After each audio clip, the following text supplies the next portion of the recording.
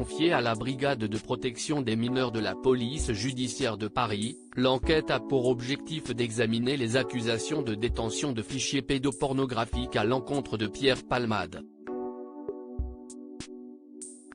En effet, peu après le terrible accident survenu sur une route départementale de Seine-et-Marne le 10 février dernier, Fabien Fleury, jusqu'ici inconnu de tous, a contacté la presse et les autorités pour leur confier qu'il avait en sa possession des images à caractère pédopornographique.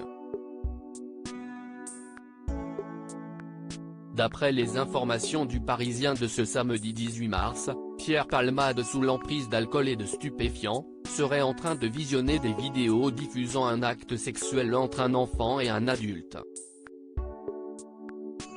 Alors que l'enquête est encore en cours, l'un des deux accusateurs, Fabien Fleury, vient d'être condamné à 2 ans de détention dont 1 an avec sursis. L'homme âgé de 36 ans comparaissait ce vendredi 17 mars devant le tribunal pour avoir organisé entre janvier 2022 et janvier 2023, des orgies homosexuelles dans lesquelles il fournissait des substances illicites. D'après le quotidien régional, les soirées avaient lieu chaque week-end dans l'appartement parisien de Fabien Fleury. Du vendredi au dimanche, les voisins voyaient défiler des hommes amateurs de chemsex, pratique qui combine sexe et prise de drogue, en majorité de synthèse comme le GBL et de la 3-MMC. Une affaire dont il faisait la promotion sur WhatsApp et qui, selon les enquêteurs, lui aurait rapporté beaucoup d'argent. Supérieur à Pierre Palmade, François Cluzet, Benoît Magimel.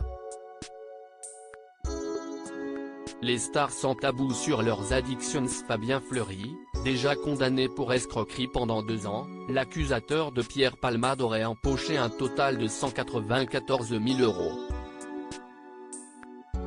Chaque soirée accueillait une douzaine de personnes à qui il faisait payer 10 € de droits d'entrée et 30 € avec les drogues.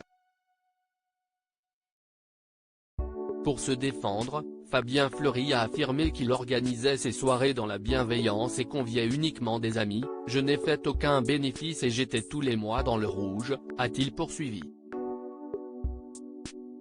Toujours selon Le Parisien, avant d'être appelé à la barre, le casier judiciaire du prévenu affichait 2 précédentes condamnations pour escroquerie. Bénéficiaire du RSA à hauteur de 500 € et d'une allocation logement, Fabien Fleury déboursait entre 5 000 et 7 000 € par mois sans déclaration auprès des impôts. Ce vendredi 17 mars, ce dernier a été condamné à 2 ans de prison dont 1 avec sursis par le tribunal correctionnel de Paris. Quant à Pierre Palmade, la chambre de l'instruction de la Cour d'appel de Paris a indiqué ce mardi 14 mars que le comédien resterait sous contrôle judiciaire avec interdiction de quitter l'hôpital. Article écrit en collaboration avec 6 médias. Crédit photo, Rose Nicolas Abaca.